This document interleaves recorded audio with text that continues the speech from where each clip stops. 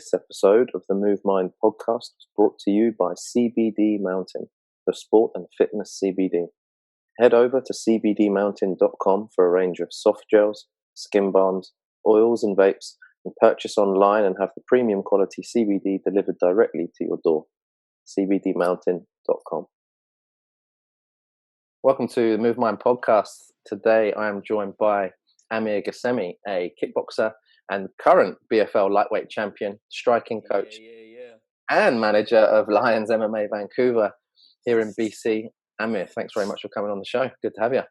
Well, good to be here, buddy. What's going on, big man Harry? Yeah, all good this end, mate. Thank you. Staying sane in these weird times. We're recording now, beginning of April, where the world is on pause. So I appreciate you taking some time out of your quarantine schedule to check in today. It's weird, man. It doesn't feel like a new month. It just feels like March, like 34th. You know what I mean? Like it's rolling through, isn't it? Yeah, it feels like it's just blending into one. Yeah, blending into one.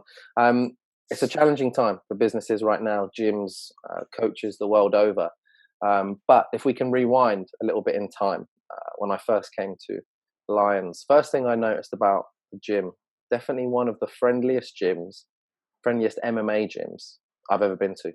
Amazing. In fact, I was high-fived by two people on the way in the door. My very first day, I couldn't believe it. I thought, oh, maybe I'm in the wrong place. You're also one of the best hosts I've ever come across when it comes to, just in a professional setting in general, but gyms specifically, but also the professional world. You're very good at hosting new members, potential new members, and current members. I wondered if you could give your sort of philosophy and your approach to what it is you do to be welcoming, and how you the art of Amir's charm. How do you go about charming the people as they come through the door?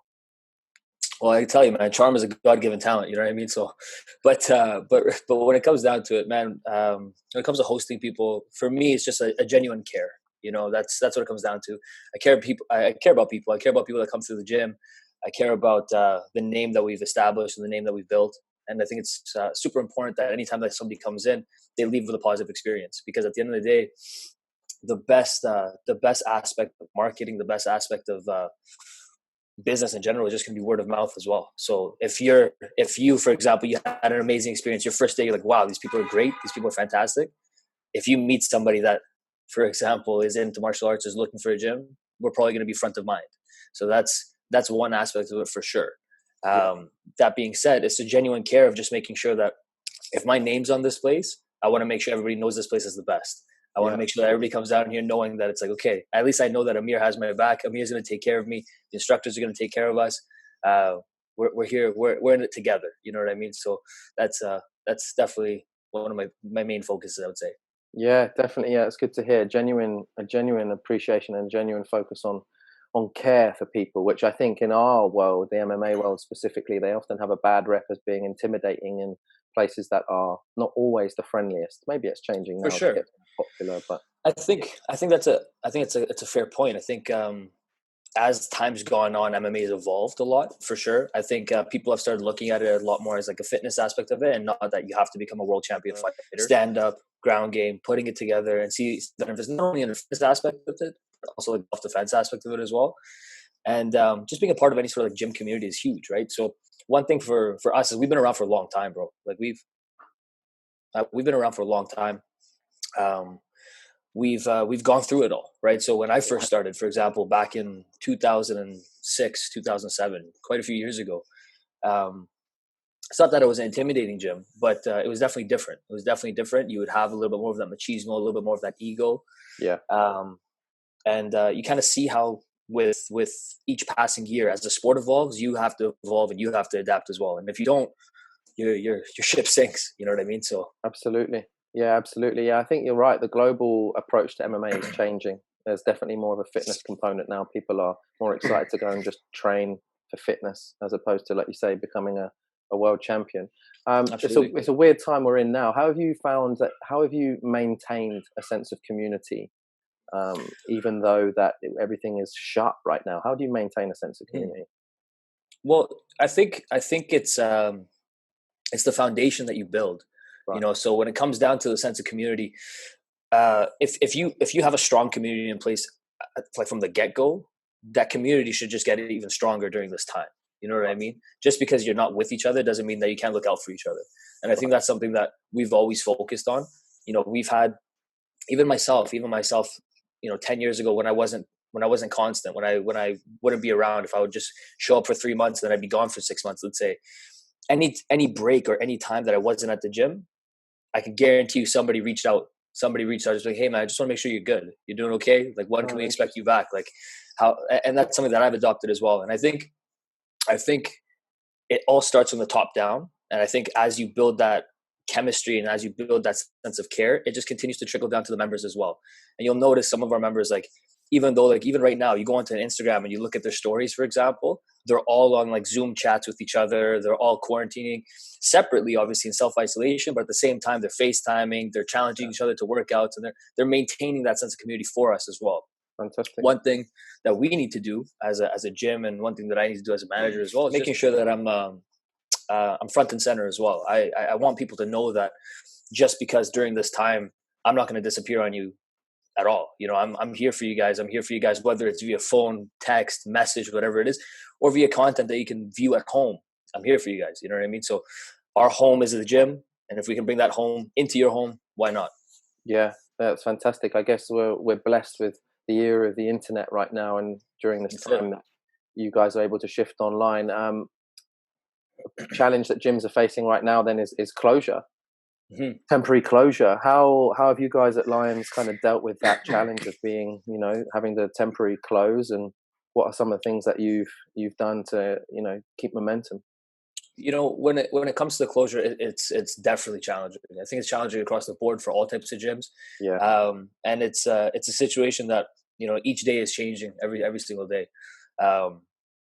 Mainly because there's so much uncertainty around what's to come next, that it's difficult for me to be able to answer certain questions for people as well, right? So, for example, like, when's the reopen date? That's a question I get every single day, and it's difficult for me to answer. Yeah. All I can say is I'm working as hard as I possibly can to get the information to be able to tell you guys, we're back. What I can say in terms of reopen date is, as soon as we're allowed to open, we're open for sure, 100%. I'll lead the charge on that aspect. Yeah. But challenges that we're facing, man, it's a difficult time for everybody, right? So I can't. It's a difficult time for everybody. A lot of people are being laid off. A lot of people are losing their jobs. A lot of people are losing their positions, and that it's a trickle down effect in that aspect too, where it's like, okay, if I'm losing my job, which means I'm losing my income, I got to lose some expenses as well, right? So a lot of times people look at not.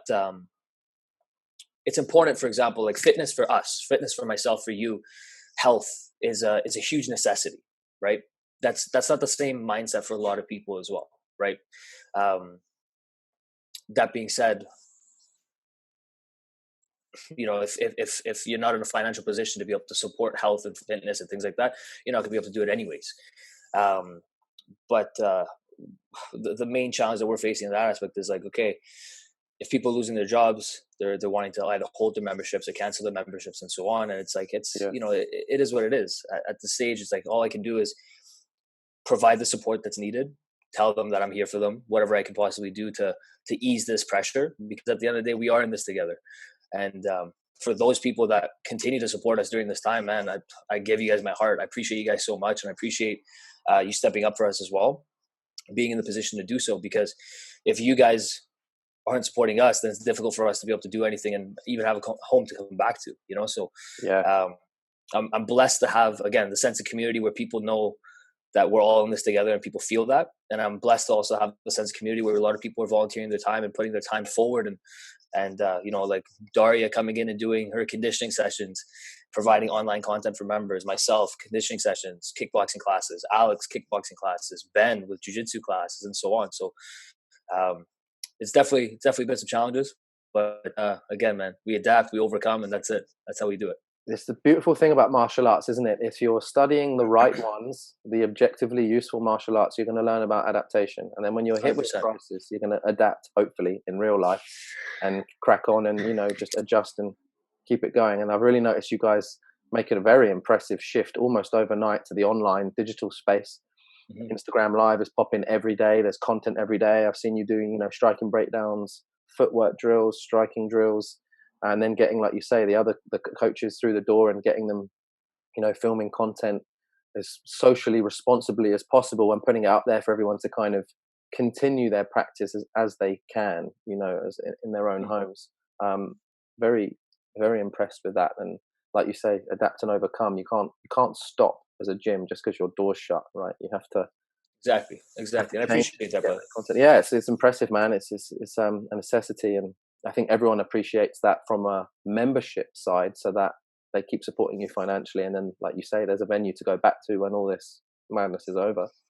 Exactly. One thing I was really impressed with that you guys have run for the last few years, I believe, is a seminar for women, a self-defense, self-preservation kind of seminar for the girls out there. I actually ran a course for girls a year and a half ago now, before I came to Canada. There was a demand for it. I was getting asked a lot of questions about what to do, on the grappling side and striking side. So I decided to run a course, and it was very interesting, something I'd like to do again. And then I came over to Canada and noticed you guys run one. I wonder if you could explain a little bit more about that, where that sort of idea came from, and what kind of stuff you guys kind of go through, and how it's received by the community when you offer that.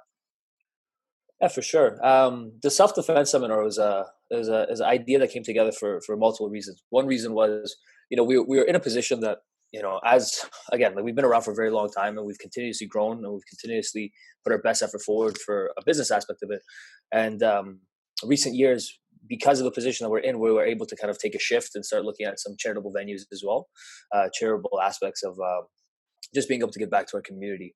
And I think that's one really important thing of martial arts and business in general, is just being able to understand that it's if you want to build a sense of community, you got to support your community as well. And that's something that, something that's always been really important to us. For the background of the self-defense seminar, Coach Pauly, he's got his wife, he's got his kids, daughter. I have sisters. We all have women in our lives that if certain situations were to arise, we would want them to know how to defend themselves. And I think just kind of having that understanding of sometimes we might not be there to be able to help, is just being able to have them be confident in themselves, be confident in how to assess a situation and how to get away from a certain situation as well.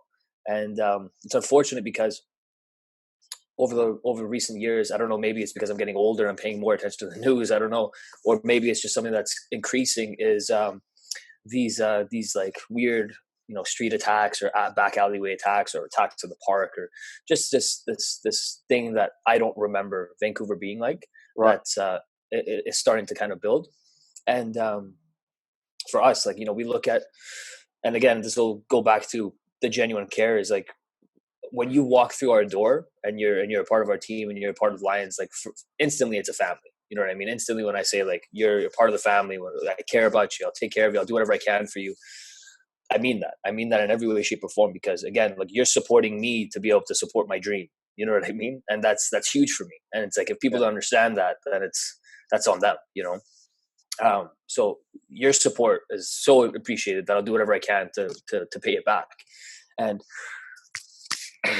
one aspect of it would be the self-defense seminar, where it's we have so many ladies that come through our doors for the women's only classes, for the women's only jiu-jitsu classes, for the co-ed classes. We have so many girls that come through our doors that we thought about showing martial arts and showing martial arts training in a different light.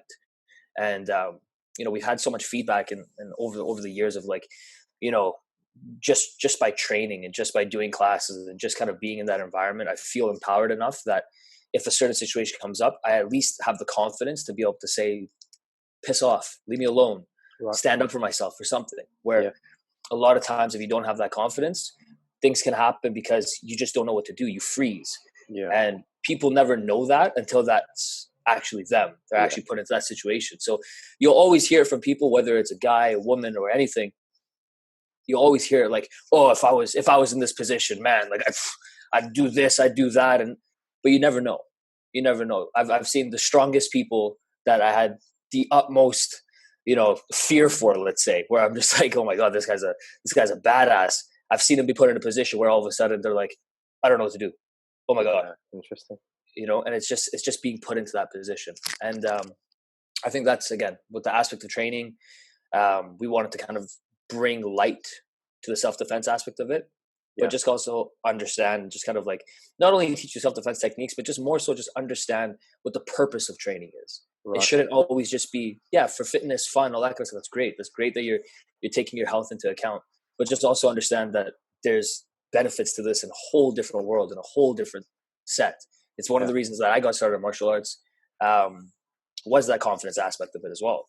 And once you feel that, and once you kind of get that, it's you you understand what I'm saying. You know what I mean? So 100%. Yeah, one of the things that happened in the course that I run, and maybe you can attest to this, is having or educating the girls up there on situational awareness. So having an awareness of, like, if you're walking on your own, going home at night or something, having the awareness of, okay, I'm walking alone on my own, at night.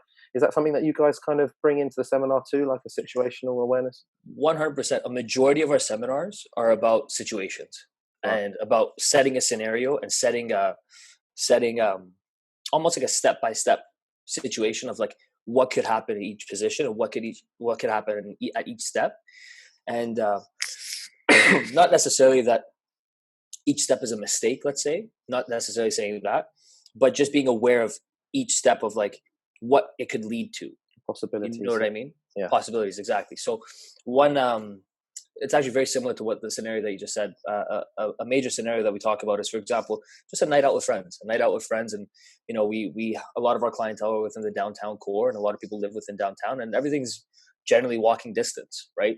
So just being aware of like, okay, if you are walking home, be aware of your surroundings, kind of see where the best lit areas are. Don't take shortcuts because you want to get home faster, but the shortcut goes through like a pitch black park with no houses around. You know what I mean? Like little things like that, avoiding certain situations of like potentially putting yourself in danger, right? Absolutely. And then just how to handle it, Yeah, absolutely. And in terms of weaponry, I mean weapons in terms of what girls already have when it comes to fingers, elbows, headbutts, knees. What are kind of some of the things that you focus on teaching the girls to use when it comes to defending themselves? Groin strikes, baby. Groin strikes, 100%. Magic.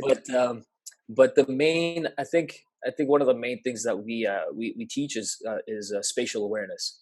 Okay. Spatial awareness, not allowing people to get close to you. In the first place. Yeah. Exactly. Understanding how to not only understand your distance, understand if someone's reaching for you or someone's coming to grab you, not allowing them to gain that type of position or gain that upper hand, and just kind of like fighting their hands away, whether it's using slaps, scratches, punches, whatever it is, hand fighting, getting that kind of motion, that spatial awareness, that spatial distance where you can potentially get out of there, or you potentially can cause enough of a scene that people will kind of see what's going on. That's one main aspect that we go into. And then the other aspect of it is like, okay, let's say they do get a hold of you. They do grab onto you. They grab onto your wrist. They grab onto your jacket. They grab onto your shirt, whatever it is. Understanding how to break it, understanding how to get away, understanding how to attack that hand. And just understanding that it's not at this point when you're being in a position of being attacked, there's no more like, let me be calm and nice. You know what I mean? This is like, no. It's you or that person.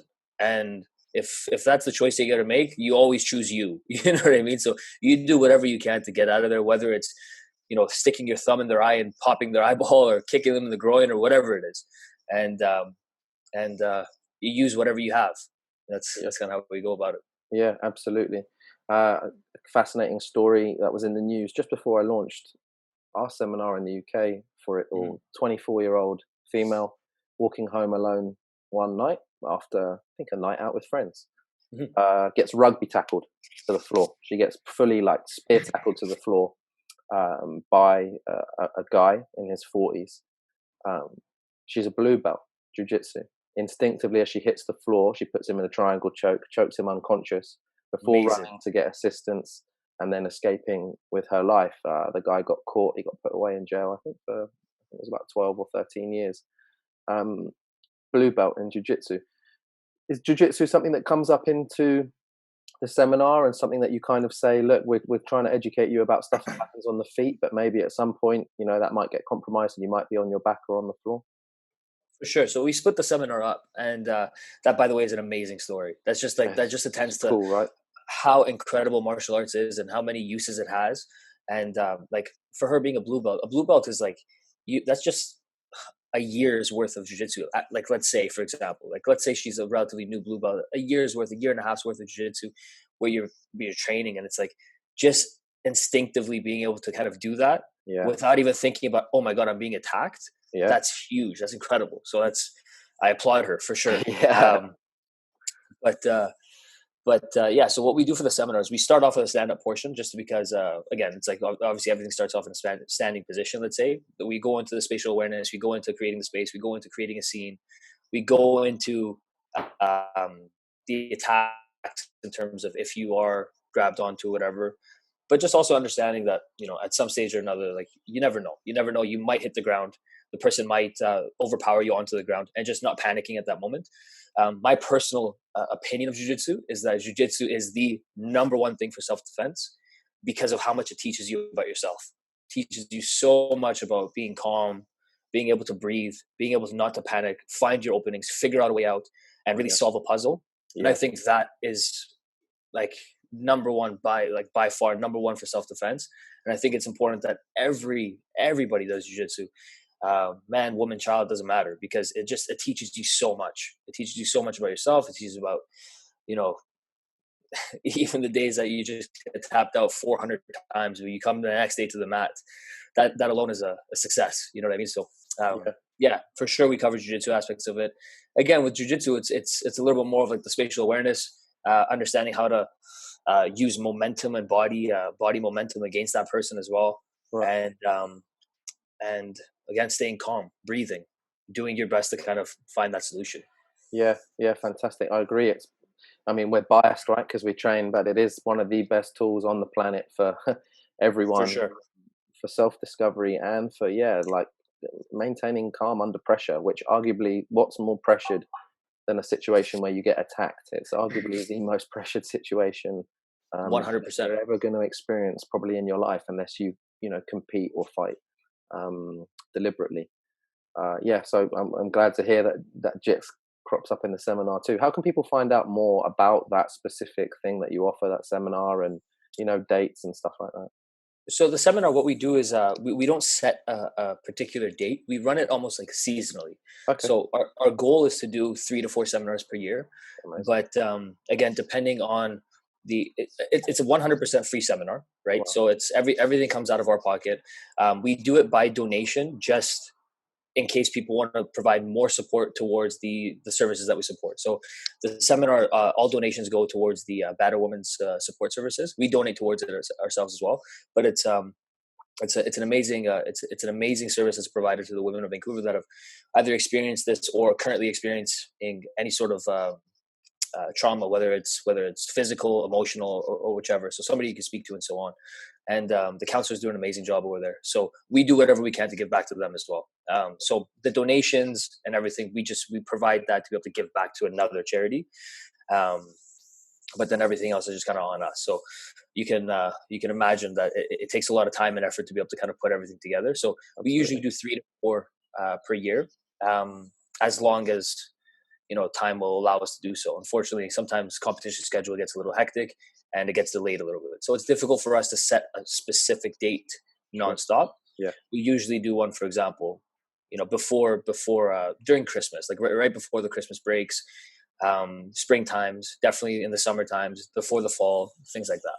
Yeah. Yeah. So Fantastic. the best way to be able to find out about it is our social media, Yeah. Lions MMA Event City, Instagram, Facebook, but also through the Battered Women Support Services as well, because we work very, very closely with them.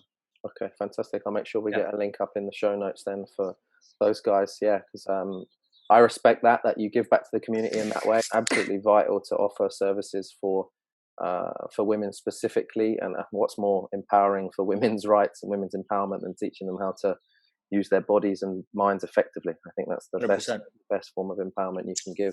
We're actually working on a children's anti-bullying seminar as well. So that's something Amazing. that we were working on that for a long time. So it's just getting the kinks in order, and hopefully we'll be able to release one as soon as this is over.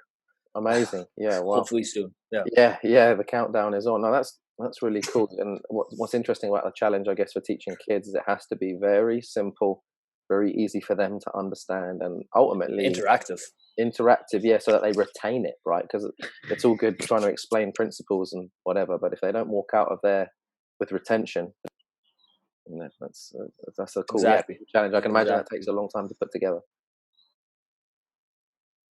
Very long time to put together. And it's fun because sometimes I'll pretend to be the kid, and I'll allow coach will be going through a speech or whatever, and I'll just start messing around. I'll be like, "You lost me, sorry." So it's putting it together. Yeah. So speaking of being a kid, I mean, I wonder if you could take me through maybe your a little bit of your timeline, how you got into the martial journey yourself, how you got into the kickboxing side of things. Where does it all begin for Amir? Man, it begins a long time ago. That's for sure. Yeah, he's old now. I'm old now for sure. I've always had a fascination with martial arts. Growing up, I loved anything to do with fighting. I loved anything to do with martial arts. I loved, when I was a kid, I used to watch boxing all the time. It was a pastime of me and my dad's. We used to watch boxing together. And Jean-Claude Van Damme, shout out Jean-Claude Van Damme, shout out Bloodsport, shout out Kickboxer, shout out some of the best movies of all time. Those movies for sure. Like when I was a kid, I used to obsess about them, and that's kind of like where it begins for me. It was always a dream of mine when I was a child to become like a martial arts champion. Really? Yeah, for sure it was. I remember when I was young, my my dad, we were sitting down. It's like my dad, my uncles, and everyone's kids and stuff, and they would ask us to be like, okay, what do you want to be when you grow up? And like my cousin would be like, I'm gonna be a doctor. Another guy would be like, I'm gonna be a pilot. Another guy would say like, I'm gonna be a engineer. And it would get to me, and my dad's like looking at me like, don't mess this up. You know what I mean? Don't mess this up. And I remember I had just seen like a Mike Tyson fight, and I was like, I want to be the baddest man. I want to be the world champion. I want to be the world heavyweight champion. And that's kind of how it began. I have a very martial arts based family as well. My father did karate when he was younger, and actually all throughout his teens and into his early adulthood. My sister was a taekwondo beast when she was younger. Yeah. My first, the first person to ever drop me was my sister. Really? Yeah, for Shout sure. out to Amir's sister. Yeah, big shout out to Nassim. It was cheap. I'll never forget it. But my brother was a boxer for a little bit, and then transferred over into wrestling, and he was a national champion wrestler and a fantastic wrestler as well. And my mom was just like the toughest person I've ever met in my life. My mom could deal with pain like you would have never believed, and she definitely, with the use of slippers and wooden spoons, instilled some discipline into us for sure. But that's kind of like where it begins. I always had a fascination about it. I always wanted to do it. But the funny thing for me was my family didn't want me to get involved in martial arts when I was younger, even though they had done it. And I always found it weird, like looking back, because I think about it now and I'm like, martial arts has had such a positive impact on my life that I make my nephew train all the time with me. I make my niece train all the time with me. I'm a huge advocate for putting your kids into martial arts at an early age. Yeah. And I feel like it's super important for them. So I always wondered why they were against it for me. Right. And as I got older, I kind of like started approaching the situation a little bit more, and it was because, for example, my whole family did martial arts as a sense of like fitness or self-defense or just some sort of general exercise where they could learn something. Yeah. Where for me, they could just tell like that my whole goal was compete. I just want to win. I just want to smash somebody. That's like the kid's only goal. Yeah. So for me, they were like, they didn't want me to do it. So I would, like this is like I'd be like a 10-year-old child. I would go to like a Blockbuster. I would rent like Taibo home workouts, and I'd be like, at least I'm doing martial arts training at home. I would be doing something like that. Amazing. And as I got into my teens, one of my cousins, may rest in peace, he was he used to box with me all the time, and he used to teach me a couple things here and there, and I used to go to his place all the time. We would box together, and it started to just kind of like really ignite the fire for me again. And so it was always in my head. I was always in my head where it's like, as soon as I get the opportunity to go into a boxing gym or into a kickboxing gym or something, I will. So in my teens, I played football. So that got out a lot of aggression for me. Absolutely. But once my football kind of career was kind of done, I was at that point where I was like, okay, I don't have a release anymore. And that's when I kind of realized I was like, okay, this isn't good. I got to understand a little bit more control, figuring out my temper a little bit more. And I kind of like forced my way into a gym. And the first gym I walked into, you can guess. I walked down the stairs, I walked into the basement, and lo and behold, I've been there for 14 years now. Wow. Yeah, 14 years now. But yeah, that's kind of how it began. I walked in, I was super eager, super ready to kind of like just get into it. And at the time, there was no, like, if you look at our classes now, we have like beginner sections, we have intermediate sections, we have advanced classes, we have fighter focused classes, and so on. Yeah. Back then, it was you have a class and you have a fight team. And so for me, as soon as I walked in right away, thrown in with everybody. And I just trained every single day, nonstop, 5-6 days a week. And I did that for months on end until I got the invite where it was said, why don't you come train with the team? And then I never looked back. That's it. Fantastic. Yeah, it's amazing. And that's a bit of drive, and they recognize that they're gonna put you up into the fight team ASAP, right? And yeah, exactly. See that you're committed. So would you say, like, I guess boxing? You did boxing a bit first before you did kickboxing, or was it straight into the kickboxing? Yeah, I'd say I had a little bit of a boxing background before I went to kickboxing. My hands were fairly decent when I got into kickboxing, but Coach Foley himself comes from a boxing background as well. Before he went into Muay Thai and before he did some Dutch kickboxing as well, and so he was really able to kind of work with me and utilize my boxing into a kickboxing game. And he's the one that really kind of like got me to love the sport for sure. He used to send me like little links of people to go check out when I was younger. Like, go look at this fighter. This is who you have to be. This is how you gotta, emulate that style. Do this, do that. Look at his training methods, like things like that. And he really took me under his wing when I was younger. And he was, as I said, like he was one of the guys. We would sit down, we would train until like 11 p.m. and we'd sit down in the office until 2 a.m. and just talk about what my goals are and how I want to approach this and what my plans are and so on. And that's somebody that just shows like a genuine care. That's someone that had a huge positive impact on my life. That of course he had a positive impact. Because 14 years later, not only am I running the gym, I'm still side by side with him. Yeah, amazing. Yeah, pay it forward in the most wholesome of ways. Yeah, that's really cool to hear. Now, in terms of kickboxing fights, top 3 kickboxing fights of all time, what would you? It's a tough one to narrow down, but what would you place in those top ranks? It's super tough. It's super tough to kind of say like. Yeah, it's a difficult one. There's like I'll kind of touch on the ones that I've seen like personally. Yeah. Okay. Rather than going like the all-time best fights, like because like you can talk about like boxing for example, and people will talk about like Ali Frazier. It's like but that was like 40 years before you were born. So it's tough for me. It's tough for me to go back in the day. So I'll go with like my experiences with it. Yeah, sure. One fight that really sticks out to me, which I'll never forget because I watched it. Not only K1 back in the day in Japan, they used to do like 4 a.m. shows, and K1 Grand Prix was just the place to be, and it was just it was insanity. I loved it, and we used to stay up all night just to watch these fights. And Mike Zambides, Iron Mike Zambides, one of my favorite kickboxers of all time, he fought this Moroccan guy by the name of Chahid, and it was just a 4 round. So it was 3 rounds.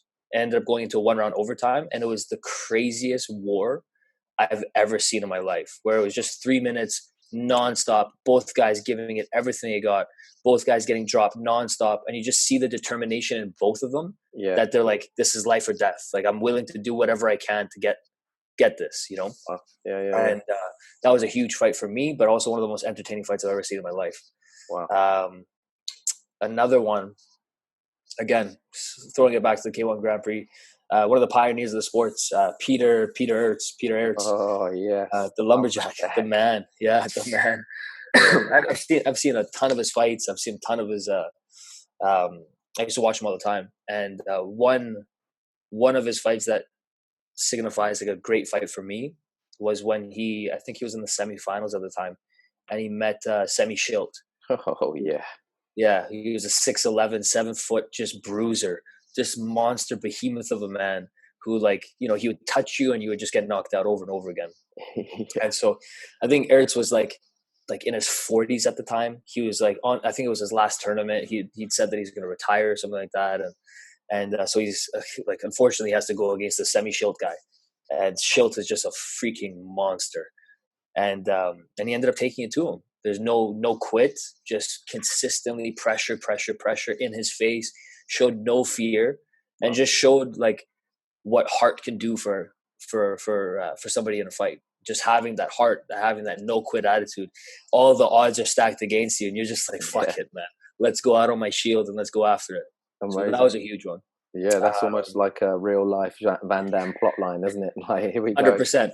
100%. The Dolph Lundgren of combat sports, and you've got to exactly. You exactly. have to beat him.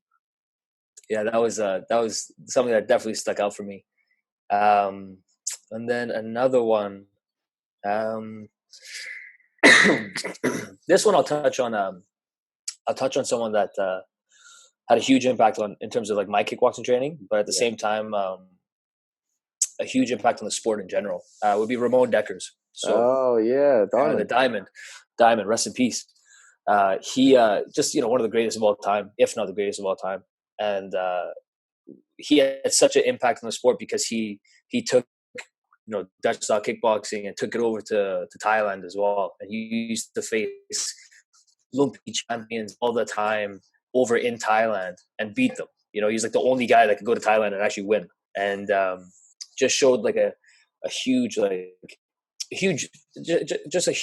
upbringing for the sport of being able to kind of like put both of them together and understanding the different styles and not having to be just one or the other, and being able to kind of utilize the best of both worlds. And I think I'll just that's one I'll go to. Yeah, the guy he fought. Sorry, go ahead. Yeah, was he one of the first guys that you can remember to hybridize then, like a few styles together? You say he was kind of mixing the Dutch style with the Thai style and fusing them together. Was he kind of one of the first then to do that? Yeah, I would say so. I think he was obviously. I think he's more of a Dutch style because he's, you know, obviously, but going to Thailand and fighting Muay Thai rules, like, you're gonna have to be able to fuse and you're gonna have to be able to make adjustments because, you know, the clinch game is different, the elbow game is different, and so on, right? So you can't like nobody can say that it's like it's an either or kind of thing. You know, if a Thai guy goes to the Netherlands and fights an adjusted kickboxing fight, they're gonna have to make adjustments, right? They're gonna have to make adjustments. You can't clinch on, you can't throw your elbows, you can't throw certain strikes, you can't catch the same way and just hold on and sweep and so on. And you know, it's a different sport, and so being able to kind of fuse both sports and be successful at both of them, definitely one of the first guys and one of the best ever to do it. Yeah, absolutely. I've always got respect for someone who goes to the away team territory as an underdog and wins. 100%. That is 100%. just the best plot line of all time, isn't it? There's something about that builds a legacy for me as a person. Oh, absolutely. I think everyone appreciates that. Yeah, underdog traveling out to a foreign land, new rule set, and winning. For sure. And that's why he's called the Diamond, man. Diamond in the rough, 100%, one of a kind. Yeah, absolutely. And when it comes to striking coaches, obviously you've got a very close relationship with Coach Paulie at Lions for over a decade now. But are there any other coaches in the world that if you had a chance to kind of, you know, wave the magic wand, could you go and train with them? Who would you like to go and train with on the striking side? So a dream of mine, ever since I was a kid, ever since I got into kickboxing as well, was Mike Passanilla. Big Mike. Big Mike Passanilla. Yeah, big Mike Passanilla. Mike's gym? Is that Mike's gym? Mike's gym. Yeah, over in the Netherlands. Yeah, Amsterdam. Yeah. So he, I loved his style. I loved his coaching methods. I loved the way that he used to hype up his fighters. Yeah. You know, just getting into their face and just going back and forth. Badr Hari was one of my favorite, if not like, Badr Hari is probably like my favorite kickboxer, one of my favorite kickboxers of all time. And seeing his relationship with Mike Passanilla as well was huge for me. Right. And And yeah, so if I had an opportunity to go to Big Mike's gym, 100% I would. Not only because he has a ton of killers and that kind of stuff, Yeah. but just to be able to kind of be in the same room with him, just to pick his brain a little bit, understand his philosophies, and man, I'd love to fight from that team one day. Who knows? Yeah. I'll always represent Lions. Lions will always be on my back, but definitely, if I had an opportunity to fight in the Netherlands and fight out of Mike's gym, that would be some crazy things for sure. Yeah, absolutely. He has a track record in the combat sports world that is Just monsters, unmeasurable. just monsters. Melvin Manhoef, Badr Hari, Gokhan Saki, right now Myrtle Groenhart, like some of the biggest stars in the kickboxing world, biggest stars in the world, man. Like just savages. And he gets it. He gets the formula for breeding champions, right? There is a formula, and he knows it. Exactly. He knows the secrets. There's no fluke when you produce more than like 5 champions. You know, exactly. Like, you've got it figured out at that point. 100%. Fantastic. And any other people outside of the Dutch game? Any others? There's 2 other coaches as well. One coach is actually in the States at Dublin, California. He's over at the CSA gym, Kieran Fitzgibbons. That's his name. Fantastic coach and great Muay Thai coach. Right. And the reason I say he's a great coach, not because I've been coached by him or anything like that, but just being able to see what he does with his students and being able to, I follow him on Instagram. Guys, if you guys want to see some crazy Muay Thai guys, go check out CSA gym. They have just a bunch of monsters on the team. But seeing his relationship with his fighters, seeing his relationship with the students, his coaching methods, his breakdowns, and so on, he reminds me a lot of Coach Pauly in certain ways as well, and that's why I already feel like a connection besides like not having gone there. Yeah. But definitely, I'd love to go train with him at one point. For sure, I will. At one point in my career, I will. Yeah. And another guy who's from the UK, Damien Trainer. He's a monster. He's a monster. Indeed. For a small man, he hits like an absolute freight train. Like a freaking truck. Exactly. Hits like a truck. His movement is so clean. His style in terms of being able to, again, same thing, incorporate Muay Thai and Dutch kickboxing and use the benefits of both and beautifully put it together. He's somebody I would definitely love to train with, learn from, and so on. I think his gym is called K-Star Legacy. K-Star, yeah, I've been following those guys for a few years. Yeah. They're fantastic. He has a track record as well of who he's beaten and how he's beaten them. Exactly. And he's a monster. He's a monster, and you could just tell from the way he approaches the game that, again, these are people that have just genuine care, genuine passion for the sport, and for the people that represent them as well. Yeah, that's one thing I like about the K-Star videos is the gym isn't flashy. It's not trying to be anything other than spit, sawdust, and hard work. Exactly. And the content he puts out speaks for itself. It's well above being cool and looking cool. It's just legit, just school of hard knocks. Fantastic technique and everything. Yeah, he's a beast. He just posted a slow-mo video, and I remember just looking at it and be like, really, forget it. You're incredible. Oh my God. Yeah, fantastic. And then you mentioned a couple of times already in the show that you have a strong relationship with your coach, but the coach-fighter relationship when it comes to like motivation and gearing up for fights and stuff like that. When it comes to your personal sequence for motivation, how does the coach-fighter relationship play out with you and Coach Pauly, and what does he kind of help you do to get kind of motivated and stuck in and get psyched up for your fight? For sure. So if anything, Coach doesn't have to psych me up. He needs to calm me down. Okay. That's the relationship that me and him have. When it comes to fights, it's like it's tough, man. Fights are definitely difficult. You find a sense of love for it for sure because there's no other experience like it. But the build up to it is definitely difficult. But my relationship with him, he definitely calms me down. He kind of like, he doesn't need to motivate me. You know what I mean? Like if you need to be, in my opinion, if you need to be motivated to go into a fight, then you shouldn't be in that fight. You know what I mean? Like motivation itself, in my opinion, should be the fact that it's like my motivation is not to get my head kicked in. You know what I mean? My motivation is to go in there and do my best. If you're not motivated to train, then buddy, this might not be the sport for you. You know what I mean? Like, that's kind of how I look at it. for our relationship, he definitely calms me down. He definitely, um, not in terms of not in terms of like, oh, stop training or train less or anything like that. We're always on the same page when it comes to training, but just to not put as much pressure on myself, Right.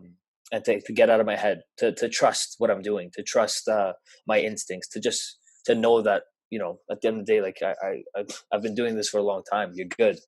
You know what I mean? Yeah. Don't think that because if you have a bad day that all of a sudden you're a shit fighter, Right. because everybody has good days and bad days. And I think for me, generally, like the toughest part of fight camp is just the emotions that go into it, the mental battle, Yeah. because it's such a roller coaster ride. You Right. constantly, for me, again, this is just, you know, some people are different, right? Some people don't think of it like this. Some people, the hard part is training every day and dieting and losing weight and so on. Yeah. That's the best part for me. You know what I mean? The best part for me is I get to train as much as I possibly can. I eat good food. I feel great. I look great. I'm in insane shape. That's fantastic. Those are all bonuses. The Yeah. tough part is the constant wonder, like, are you good enough? Right. Is this guy going to be the guy that that puts that one blemish on your record? Is this guy going to be the guy that knocks you down or knocks you out? You know what I mean? Like, you know, what can you expect? You know, there's thousands of people watching. Oh, how embarrassing would it be if, you know, you make a stupid mistake and just get, you know, KO'd in front of all your friends and family, like things like that. So it's like that part for me is the tough part. And Yeah. being in my role at the gym, like running the gym and kind of being like the face of it in certain ways. Um, when I say like I put the gym on my back, I mean like I put the gym on my back. Like for me, Yeah. there's no, like, my motivation right there is there's no way that I'll quit in a fight. There's no way that I won't do my best and put my best foot forward in training and representation, because I represent a lot more than just myself. I represent a team and I represent every single student that came in there, because I'll never be able to look at myself when I'm coaching and being like, you know, push through, mental toughness. I know you're tired, get through it, but then go into a fight and then shit the bed because I didn't train properly. You know what I mean? Like, and that alone is a huge motivation for me, but also huge pressure too. Yeah. It makes you dig deeper, but it also, yeah, like you say, it's more pressure. You mentioned there a couple of bits on sort of the mental toughness side of things. Do you think the great debate? Do you think mental toughness can be taught or trained? And if so, how have you developed your own mental toughness over the years? It's an interesting discussion, man, for sure. It's an interesting discussion because in some ways it's tough. I think mental toughness can be taught in certain ways, but there's an extent to it as well. You know what I Right. mean? Like if you're born, if like, for me as a kid, I've always been driven. You know, I've always been driven. I've always pushed for more, Yeah. especially when it came to athletics. Like I've always loved sports. I've always loved competing. I've always loved competition. Yeah. So for me, mental toughness came from training. You know what I mean? I would always drive myself to not points of exhaustion, but I would always drive myself to, today you got to train. Today you got to train. Today you got to show up. Today you got to do this. And you got to do what you got to do to be able to get ready for the competition or get ready for whatever's coming next. And I think for me, that's where like my mental toughness comes from. Interesting. Um, just to understand, and it wasn't always there. Don't get me wrong. Right. Again, it came from doing as many sports and athletics as I did when I was growing up as well, where there was never like a quitting point for me. Yeah. I would never be the type of person to quit. I would never be like, ah, I'm done. I'm tired. You Right. know? Yeah. And Interesting.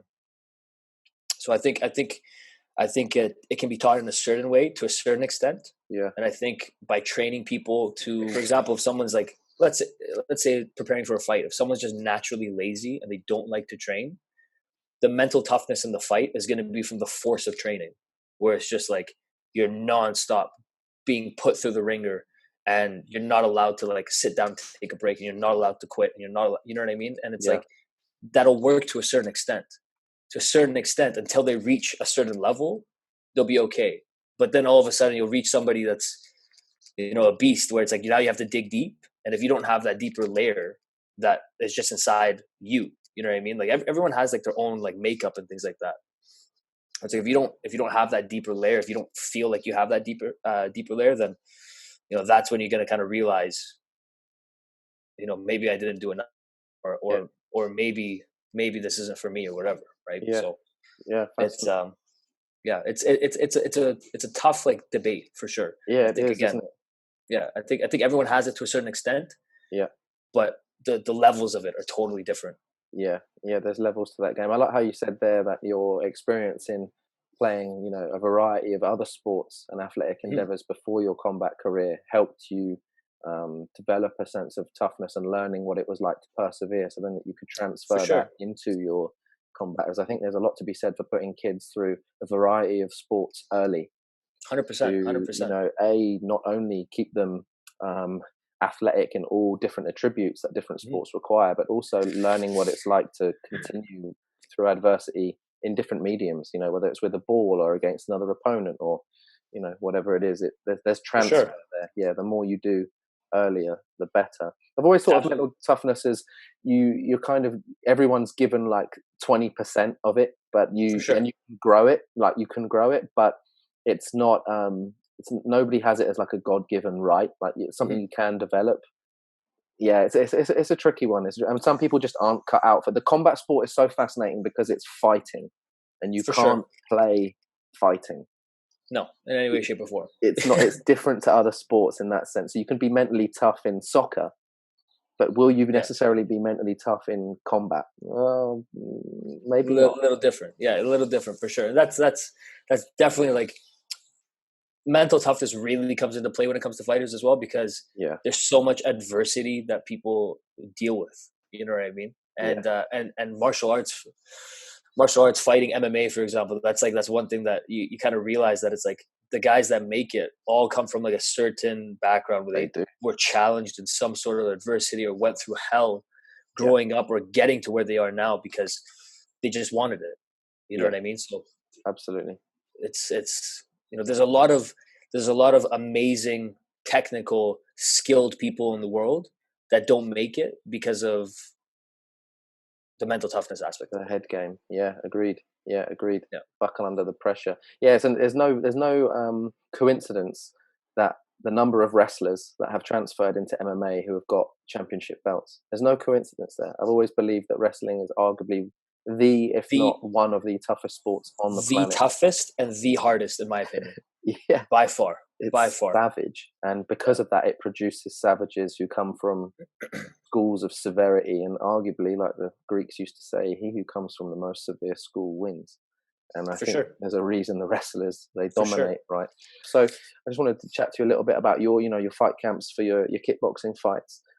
If you had to choose, what sort of duration do you prefer for a fight camp? Is it a 6, an 8, a 12-weeker? What do you kind of like to do? I think it depends on the fight. It depends Right. on what kind of fight you're going into, whether it's a 3 round fight or a 5 round fight. Okay. Um, Generally, for me, I like 8 weeks Yeah. personally. Um, but the thing with like the issue with fight camp, the way like I call it myself, I call it a fight camp. You know what I mean? I call it like, okay, now I'm entering fight camp. Things are gonna buckle down. Things are gonna get serious. Yeah. But I hate like the thought of like 8 weeks of training only for a competition. You know what I mean? So it's like Right. that's something that I don't agree with. I feel like, and I think it's a mistake that a lot of people make is that they don't constantly train. They Right. just I'm gonna do this 8 week camp and I'm gonna go into competition. In Right. my opinion, you should be training all the time. You know what I mean? You should always be in shape. You should always be training. Yeah, your nutrition might not be the best. Yeah, you might like go a little bit on the weekend or you might go and party or whatever it is. And sure, that's absolutely fine. But as long as you're still training and as long as your techniques, you're still learning, you're still getting better in some way, shape, or form, then the fight camp becomes less about training and more about sharpening, becoming the Right. best that you can be. You know what I Right. mean? Right. So Right. for me, 8 weeks is good. I prefer 8 weeks. As as the time, it's more so just like mentality wise. For me, it's like at the 2 month mark. Okay, now I know that these are the things that I'm cutting out. These are the things that I'm focusing on. And then each week starts to adapt and each week starts to change. As my conditioning gets better, the training gets harder.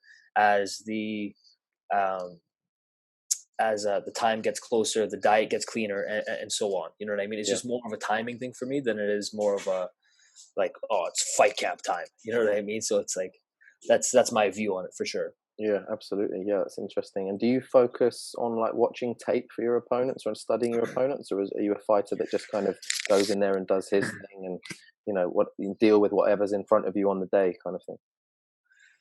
Yeah, I think it's a mix of both. You know what I mean? For me, I generally, I don't know if I like tape too much, because I feel like, for example, myself and the way that I look at myself, if you look at every single one of my fights, I'm completely different in every one of Okay, my fights. right. You know what I mean? So it's like my style in one fight might be very patient and might be very, technical. And I'm just trying to pick that person apart. And another style, like another fight, I might just be a bruiser where I'm just actively trying to KO that person. Another style might be a mix or whatever, right? So I think like as I'm going in my career, it's consistently changing, but I'm also kind of closing certain holes that were there before. You know what Right. I mean? So Absolutely. I kind of take that when I look into certain people's tapes. If I look into, like, for example, like my last opponent, I looked at his tape. I didn't like obsess over it. I wouldn't obsess over like watching like training videos or fights or things like that. I'll just see if I can pick up a pattern, and that's basically it. You know what I mean? If I could see Yeah. that, like, okay, generally in your fights you have like a certain tendency, or you have like one pattern, then I'm gonna try to expose that pattern. You know Right. what I mean? And like I'll see if it's there.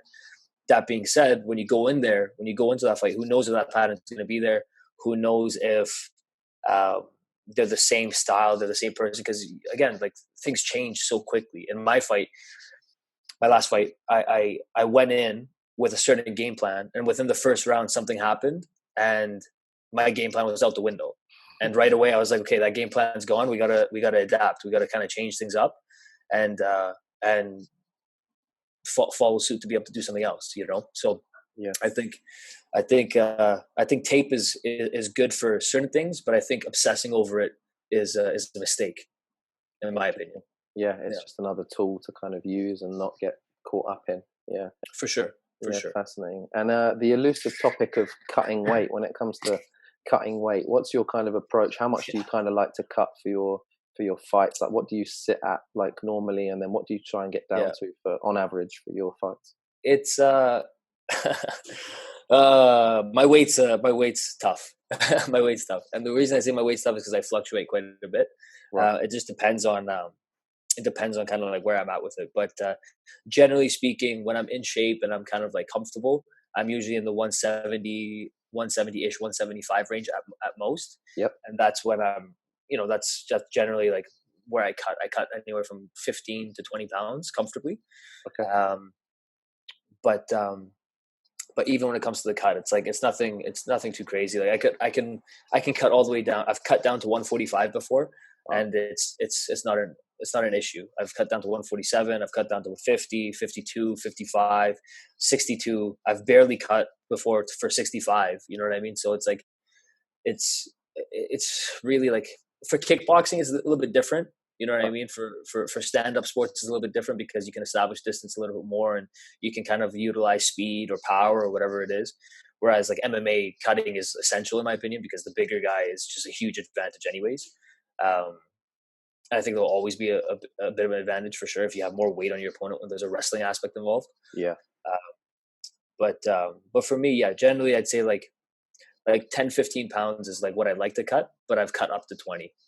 Okay. Interesting. And then when it comes to the actual cutting method, Yeah. do you kind of diet gradually over time, and that's your kind of go-to sequence for getting down there? So for me, it's like that's why I talk about the 8 week mark. That 8 week mark is where I really clean things up, Right. and like it doesn't become okay. Like I clean things up like all throughout the week. Um, I'll cheat like once in a while, kind of thing, and that usually goes on for like a gradual decrease in weight. Just more so, like, the thing is, like, I don't like to look at that part of it as weight cutting. I like to look at it more as like athletic performance. You know what I mean? Just making sure the right foods are coming into my body so I can do more, sustain energy a little bit more, and just kind of playing around with it to see what's working and what's not working. Because as we know, like, our bodies adapt and our bodies change so much that, Yeah. one camp, like, rice might be the best thing for me, and then the next camp, rice might make me want to die every time I have it. Who knows, right? So but I think that's kind of like what I do. I gradually come down to like a certain mark, and once I get to that mark, I'll do like a water load or a water cut if need be. Okay. Sometimes it's unnecessary. Sometimes, like, again, like, it's weird. Each camp is different. It's never been the same for me. Sometimes I've just sweated out, and I've just been able to get down to the weight without having to do any sort of water load or anything like that, which is great in one way, and in another way, you give up size in certain aspects of it as well, right? Yeah. And other times, man, there's nothing I could do to sweat. It just wouldn't come off me at all, and Really? the water load would be important at that stage. Okay, so you've got it there to use it as a kind of a backup if you need to. Yeah. For sure. It just all depends like where I'm at when it comes to like that 2 week or 3 week mark. Yeah, absolutely. Yeah, it's fascinating. I always find that talking to people about their weight cuts, it's such an individual process. There's common themes, but Yeah. how everyone does it, it's so like personal when you go through the camp, like how people like to get down there and how their bodies adapt to certain things. I know some people eat carbs, some people don't eat carbs, some people water load, some people don't go near it. So bro, I'm such a hangry piece of shit when I'm cutting weight. Like if you catch me, like it's again like my patience just gets so low, and I think it's everybody, but like there's definitely moments that it's like if just something sets me off in like a weird way, just because of how hungry I am, or just because of like I'm not enjoying like my comfort food, like let's say, right. Oh, buddy, it'll last like hours for me. Yeah. Stay arm's length from Amir when he's 100%. when he's on the 100%. Yeah, fascinating. Now I know it's a weird sort of time for people being quarantined and stuff and trying to train at home and in confined spaces. What can strikers do? What can kickboxers do at home in this time when they're trying to stay sharp? Is shadow boxing still as valid as it's always been, and visualization, 100%. stuff like that? What kind of stuff would you recommend people, stay on to stay sharp in these weird times? Yeah, you know what the thing is, like the thing with being self-quarantined and stuff, obviously it's going to depend on your space as well, but with self-quarantining and being at home and kind of just being stuck, it doesn't mean that you can't get in and work. You can always improve no matter what. Like you can always do things to sharpen up your sharpen up your technique, to sharpen up whatever it is. Like maybe your pad work or sparring conditioning right now is going to take a hit for sure. I get that because you're not going to be able to actively spar or hit pads or whatever unless you have a heavy bag hanging in your apartment, you know what I mean, which is unlikely. You can still run to keep that conditioning up in a certain way. It's something that I do as much as I possibly can right now, especially when the weather's nice or whatever it is. I'll go for a nice little run, sprints, whatever it is. I'll shadow box outside, while maintaining my social distance, just to make that clear. But it's not the end all to be all. You know what I mean? Like for me, when I was first starting out, when I would finish training at the gym and I would go home, I didn't stop. I didn't just be like, okay, I'm going to have a bag of chips now and just pass out. I would go home and I'd be okay, like what things did I make a mistake on? What things can I improve on? Okay, they say that your elbows shouldn't be out here. Bring my elbows in, shadow box in front of the mirror, watch yourself being able to put your hand positioning back to your face, staying on the ball of your foot, getting your hips involved, turning your hips when you're punching, like things like that. And it's like, although they may seem like boring to do or that it's just kind of like just the same old thing over and over again, it's the same old thing that gets better. You know what I mean? It's the consistency of doing that where you're able to actually like put it into play. You know what I mean? Like one guy, previous teammate of mine used to box with Andre Ward, and Andre Ward's one of the greatest, one of the best boxers ever. And I asked him, I said, what's the training like when you were down there? He goes, I would go down there and I expected there to be like revolutionary techniques or something like that. And for an hour, this guy would warm up by throwing a jab and moving his head, or throwing a jab cross and moving his head, which is literally just 1 or 2 punches and just perfecting it. You know what I mean? And it's like an hour, 2 hours of just doing that. Imagine how good that will get. You know what I mean? So again, people have to kind of like look at it as like a way that it's like you can always improve your technique. You can improve the small things so that the bigger things when you come back are going to be just that much better. Are you going to be able to do like 6,000 punch combos right now at home? Sure. In shadow boxing, sure. But is your technique going to improve from it? Who knows? Maybe not. Right. So I think it's the little things that count right now, for sure. Yeah, absolutely. Basics are never wasted, right? Even in this time, basic, like you say, just do a jab for an hour, see if you can move your head off the center line and make it the best technique in your arsenal. Yeah, that's fantastic advice. Amir, it's been fantastic talking to you today, brother. Thank you so much for coming on the show. If people want to follow you on social media for your personal kind of stuff, where can they find you? You can find me on Instagram. I'm going to be on Lions _AG. I'm also linked onto the Lions MMA Van City Instagram as well. But it was a pleasure to be on here, brother. Yeah, thank you, mate. And in terms of the Lions gym, what's the Lions website, Lions Insta? How can people find more about classes and digital stuff right now in this crazy time? Yeah, right now we're doing all of our online classes. Our live classes are going to be at the Lions Instagram, which is at Lions MMA Van City, and that's going to be on the Instagram. On the website, any updates and things that we have, lionsmma.ca. We'll be posting live updates whenever we possibly can. I recommend going to the Instagram 100% because the majority of our content is coming through Instagram and then getting shared everywhere else. As well. Fantastic. Yeah, you heard it here first, people. Get onto the Instagram. The content is brilliant. I've been loving it. I've been trying to tune in as much as I can and show some love and support there. So yeah, props to all you guys for continuing that. That's love it, man. Juarez push-up challenge. Let's go. Yeah, the Juarez. Yeah. Shout out Jailhouse to those guys. That's a legit format. Yeah, Amir, thank you so much for coming on, man. We'll get you back on as soon as we can. And like I said to my last few guests, if this doesn't end, maybe I'll be talking to you next week. Appreciate it, brother. Awesome, man. Okay, cool. Hope so. All right, take care. All right, take care. This episode of the Move Mind podcast was brought to you by CBD Mountain, the sport and fitness CBD. Head over to cbdmountain.com for a range of soft gels, skin balms, oils and vapes, and purchase online and have the premium quality CBD delivered directly to your door. cbdmountain.com.